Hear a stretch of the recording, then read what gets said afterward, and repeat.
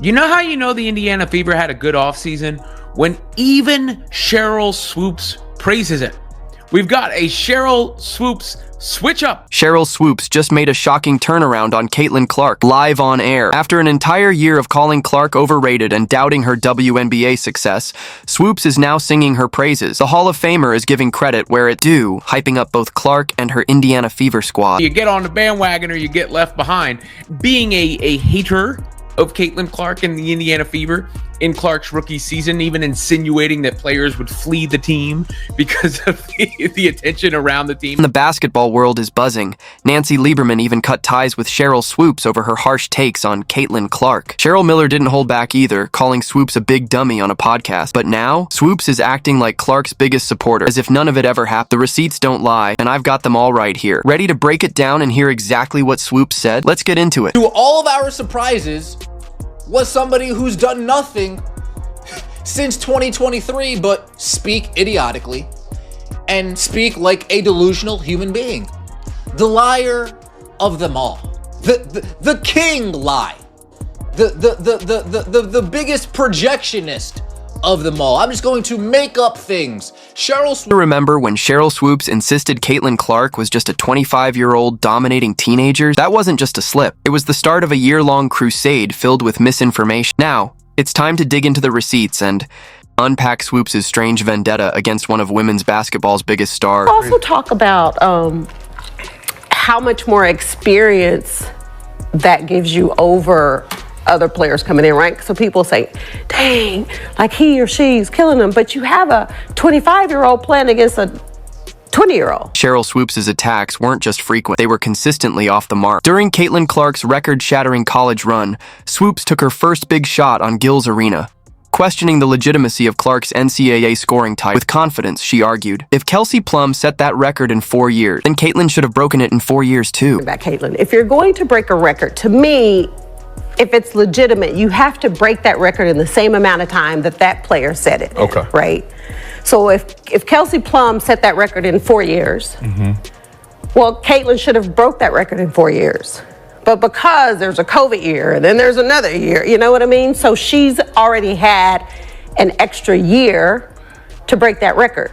So is it truly a broken record? For the problem, Swoopes' claim was completely false. Clark did break the record in 4 years. Just like Kelsey Plum. But instead of admitting her mistake, Swoopes doubled down, falsely suggesting Clark had taken advantage of COVID-era eligibility rules for a 5th year, a year she never even ordered. What makes this worse isn't just the inaccuracy, but the sheer confidence with which Swoopes delivered it. She spoke as if stating an undeniable fact, when in reality, a simple Google search could have debunked her argument in seconds. And when confronted with the truth, instead of backing down, she dug in even deeper. Caitlin Clark right now probably takes about 40 shots a game.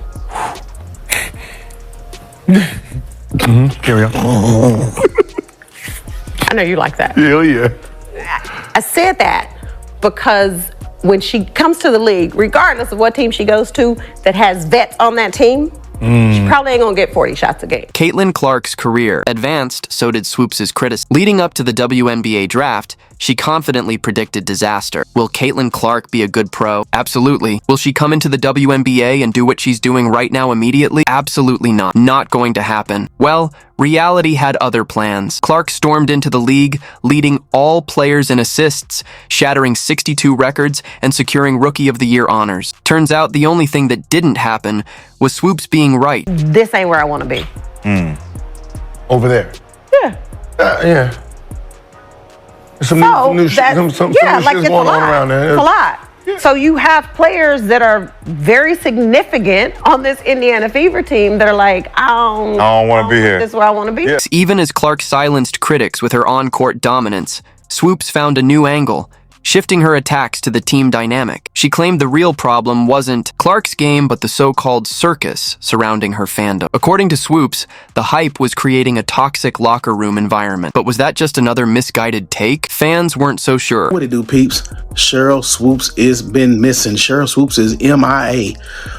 They got a APB out for Sheryl Swoopes. If you see Sheryl Swoopes, she did a lot of talking a few months ago about the Indiana Fever, the locker room environment, how people didn't want to play there, how people wanted to leave. When you stack Clark's actual age, actual stats, and actual achievements against Swoopes' distorted narrative, a clear pattern emerges. This wasn't just fair criticism from a respected analyst. It was a calculated effort to downplay one of women's basketball's biggest stars at every turn, and people took notice. Nancy Lieberman, Stephen A. Smith, and even Cheryl Miller stepped in to push back against Swoopes. These weren't just casual voices in the conversation. They were basketball legends saying, enough is enough. When she was in college, I helped do her shoe deal with Nike in 1993, took her to her first ESPYs.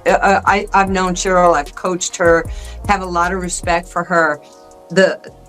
I called her when Caitlin was still playing at Iowa and she had just broken Maravich's record.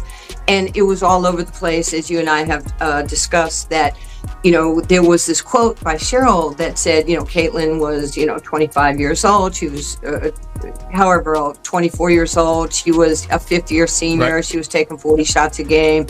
Her records were illegitimate. When a Hall of Famer like Nancy Lieberman is willing to walk away from a 30-year friendship, it speaks volumes. As Swoopes kept up her campaign against Clark, the basketball world's patience didn't just wear thin, it completely snapped. Fans, analysts, and legends alike had seen I got off the treadmill and I called her as a friend and I said, you can say whatever you want. You can have your own opinion about anybody, but you do have to get the statistics right. I mean, facts matter. And if you just get ahead of this and just say, hey, I made a mistake on my numbers, then this thing is over and everybody respects you for your opinion.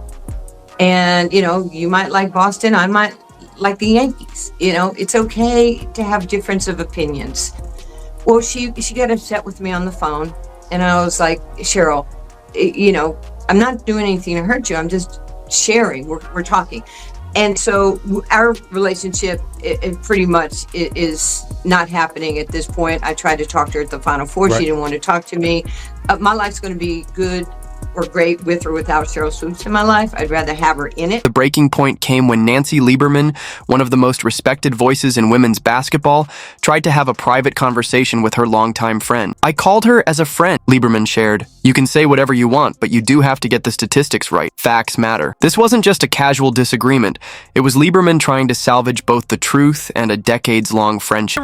In the league in regards to Clark starting with WNBA legend Sheryl Swoopes herself. Didn't take the criticism well. According to Lieberman, their relationship is now essentially over. They haven't spoken since that conversation, marking an extraordinary moment in basketball, where standing up for Clark's achievements cost Lieberman a friendship that had lasted for decades. You know basketball. You know basketball. You know basketball. You know basketball better than me. You know basketball than any of the pundits. You know basketball better than most of the men that play basketball. There is no way in hell you just accidentally left Caitlin Clark's name out of that soliloquy that you dropped about the Indiana Fever. Stop. The fallout became so significant that Lieberman addressed it publicly on the Stephen A. Smith show, where Smith gave her a platform to challenge Swoopes' claim. This wasn't just media drama. It marked something unprecedented in basketball culture. A respected figure actively used their platform to push back against what they saw as an unfair campaign